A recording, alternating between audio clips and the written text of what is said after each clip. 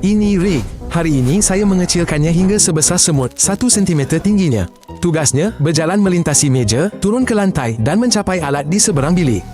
Hanya di sana saya boleh mengembalikannya ke saiz asal. Meja dapur menjadi dunia baginya dengan remah roti besar, retakan dalam dan gumpalan debu sebesar bola. Kristal garam kini seperti batu tajam yang perlu dielakkan. Rick berjalan di atas meja menuju tepi terdekat. Setiap benjolan di bawah kaki bagai parit di tanah. Untuk berjalan semeter, ratusan langkah pendek diperlukan. Ototnya kini boleh mengangkat objek lebih berat, tetapi dia perlu lebih banyak bergerak dan cepat letih. Ada banyak makanan di sekitar, seperti remah roti, gula, sisa sarapan. Jadi Rick tidak akan kelaparan. Sekumpulan kristal garam muncul di laluan. Rick menyepak mereka, beberapa kristal jatuh, menjatuhkannya. Bagi manusia kecil, mereka seperti batu, sangat menyakitkan. Rick bangun, tapi itu bukan segalanya. Setitik air jatuh dari atas. Untuknya, ia bagaikan bola anjal. Ia pecah jadi titisan kecil bila terhempas. Setiap titisan ada lapisan tegangan permukaan yang kuat. Jika terperangkap, sangat sukar untuk melepaskan diri dari lapisan itu. Rick sempat melompat dan titisan bergolek seperti berbola kaca. Rick berjalan ke tepi meja. Seekor lipas muncul, lebih besar dan berat dari Rick, sepantas kereta F1. Serangga itu melompat ke lantai, terhantuk lalu lari segera. Badannya yang ringan menyelamatkan lipas dari cedera. Rick takut mengulangi itu, namun dia tetap perlu turun. Dia boleh turun ikut kaki meja, tetapi dia nampak barisan semut. Mereka lebih kecil dari Rick, namun bergigi kuat dan bagai anjing buas. Seekor menyedarinya lalu bergerak ke arahnya. Rick berundur dan memutuskan untuk mengelak. Kini, tujuannya ialah ke hujung meja lain. Di sana, permaidani berjuntai ke bawah dari dinding. Dia boleh teruskan perjalanan dari situ.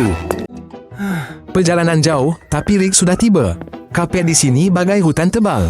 Benangnya lebih tinggi dari kepala, ada yang berpintal rapat. Rick menyelam dan merangkak melalui seratnya.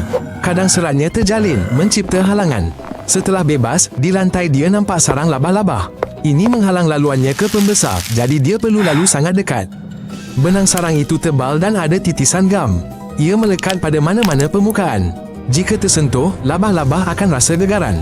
Ia akan datang dengan pantas. Rick bergerak di tepi, memilih kawasan sarang berdebu. Di situ, ia kurang melekit. Dia memutuskan untuk melompat tempat paling bahaya. Menakjubkan, dia berjaya terbang 7 cm.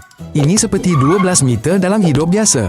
Ya, dengan badan sekecil itu, ini mungkin. Terutama bila takut. Setibanya di lantai, Rick melihat retakan di dinding. Dia tahu melalui bau bahawa dia perlu pergi ke situ. Udara sejuk bertiup ke arahnya. Dia terpaksa berjalan merapat ke dinding, di mana aliran angin lebih lemah. Dia perlu bergerak laju untuk memanaskan diri. Retakan itu membawa Rick ke hujung bilik yang lain. Kini dia jelas lebih dekat dengan sasarannya. Sambil meneruskan perjalanan di sepanjang dinding, Rick masih merasa sejuk. Habuk hangat membantu dia memanaskan badan sedikit sebelum larian seterusnya. Ia lembut dan memerangkap haba seperti kol bulu. Tiba-tiba kedengaran dengungan. Penyedut hampa gas hidup. Aliran udara menolak Rick ke tengah bilik. Dia melekap pada karpet, merangkak ke sudut, bersembunyi di kaki meja mencari angin reda. Menunggu bunyi bising dan udara tenang. Rick meneruskan perjalanan, ternampak bateri. Baginya, ia besar seperti tangki minyak. Logamnya dingin, Rick tidak berani sentuh punca elektrik.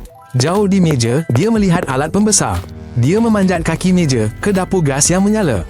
Di situ panas membara bagai gunung berapi bagi Rick.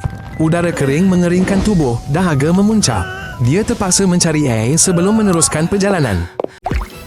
Di lantai, Rick menemui lopak kecil. Baginya, itu seperti kolam. Tegangan permukaan menahan air seperti lapisan filem tegang. Dia mencedoknya perlahan dengan tapak tangan agar tidak lekat, lalu minum. Air sejuk melembabkan kerongkongnya dan kekuatannya kembali sedikit. Rick berlari sepantas kilat di bahagian akhir untuk kembali normal. Alat pembesar adalah titik penamatnya, tempat saya boleh mengembalikan saiz normalnya. Saya memulakan proses songsang dan Rick membesar ke saiz biasa, menghela nafas dalam dan berhenti dekat alat itu. Perkara pertama, dia memijak labah-labah yang paling ditakutinya. Eksperimen selesai. Rick kini gembira kerana besar semula dan anda sudah melanggannya.